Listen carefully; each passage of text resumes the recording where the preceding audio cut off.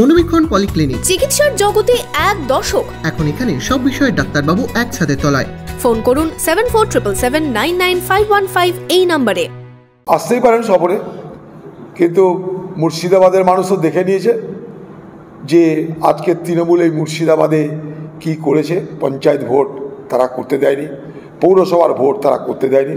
মমতা নিজে আদৌ শান্তিপূর্ণ নির্বাচনে বিশ্বাস করেন কি না সেটা মুর্শিদাবাদের মানুষকে বললে ভালো হয়, কারণ তার দলের লোকরা এখনই তাকে আস্ফালন করছে যে আমরা বুথ লুট করব, আমাদের পিছনে পুলিশ আছে।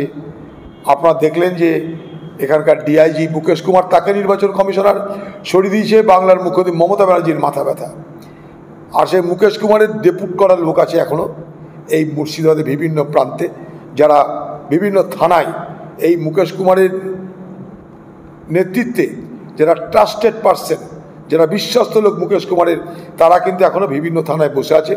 তাই মুকেশ কুমার বলতে পারে তাদের দলের তৃণমূল দলের কর্মীদেরকে ঘাবড়িও না, আমি পদে না থাকলেও পদহীন মুকেশ কুমার সে কিন্তু অপারেট করবে। তিনি নিশ্চয়ই তার দলের অর্থাৎ তৃণমূল দলের কর্মীদেরকে বলছেন।